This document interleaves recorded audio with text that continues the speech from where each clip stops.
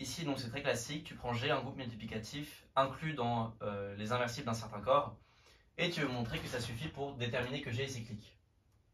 On suppose que G est fini. La preuve, on va la faire en 2 étapes.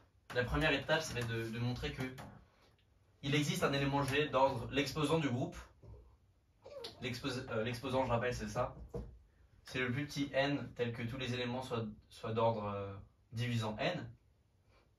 Évidemment, n divise le cardinal de G. Enfin, D divise le cardinal de G. Et on va montrer qu'il existe G d'ordre D. Bon, on va écrire D égale P1 Pk. Sa décomposition est irréductible. Et pour tout, I dans un cas, il existe xi d'ordre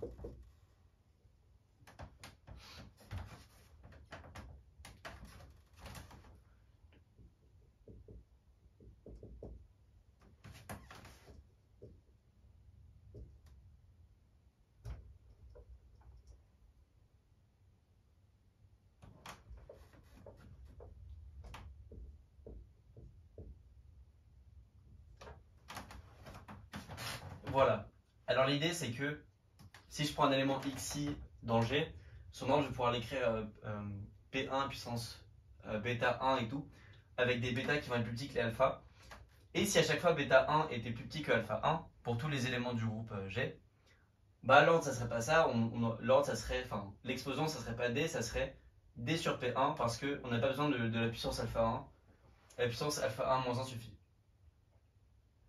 Donc il existe un élément d'ordre qu'on peut écrire P1 alpha 1 fois Q, avec Q premier avec PI. Par là je l'ai fait pour 1 mais ça marche avec tous les I.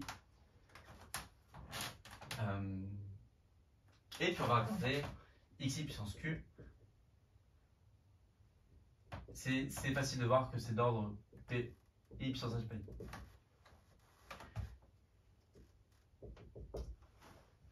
On va poser yi ce nombre-là.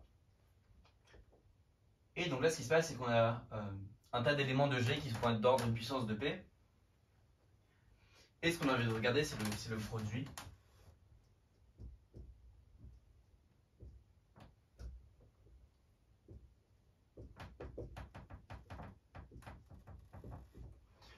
Ce qu'on veut montrer, c'est que cet élément-là va être d'ordre D.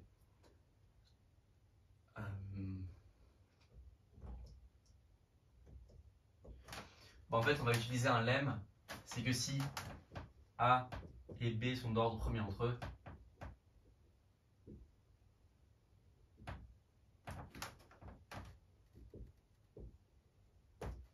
dans un même groupe, alors AB est d'ordre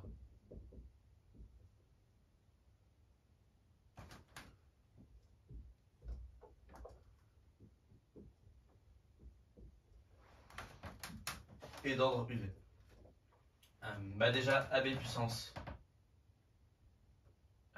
si G est abélien.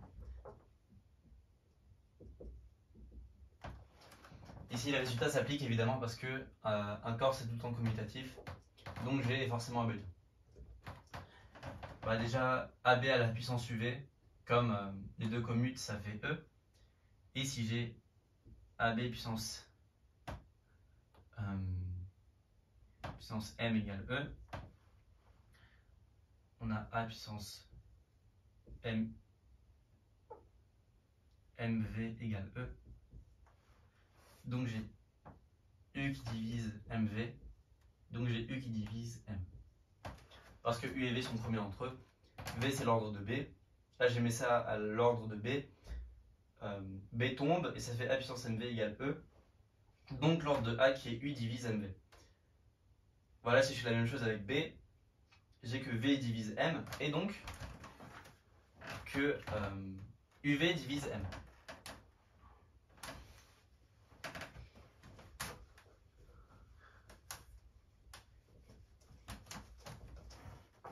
Donc si on applique cela en répétition, on a que Y1, Y2, c'est d'ordre P1 alpha 1, P2 alpha 2. Si j'applique cela avec ça égale à A et ça égale à B, on obtient un nouvel ordre P1 alpha 1 jusqu'à P3 alpha 3. Et si on continue, on a le résultat ici. Donc on a montré que généralement dans un groupe abélien, l'exposant est tout le temps atteint. Et là l'idée c'est qu'on va regarder le polynôme, un certain polynôme, et on va utiliser le fait que dans un corps, les polynômes peuvent se factoriser selon leur racine. En particulier, leur degré est au moins plus grand que le nombre de leurs racines. Donc ça, ce que ça veut dire, c'est que x puissance d moins 1 annule g. Voilà, sauf que ça, c'est dans x puissance d moins 1, on peut le factoriser fois il a cardinal de g racine dans K, puisque g est inclus dans K, et donc deg de x puissance d moins 1 plus grand que cardinal de g. Ça c'est pas du tout vrai dans un anneau, dans un anneau quelconque, pardon. Le nombre de racines n'est pas du tout forcément plus petit que le degré.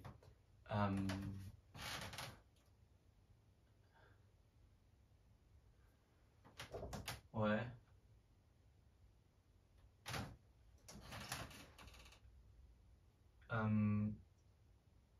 Mais en tout cas, on a que D est plus grand que G, que son cardinal.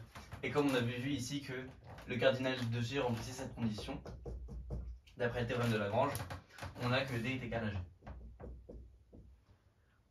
Donc si je prends X d'ordre D, avec le premier résultat,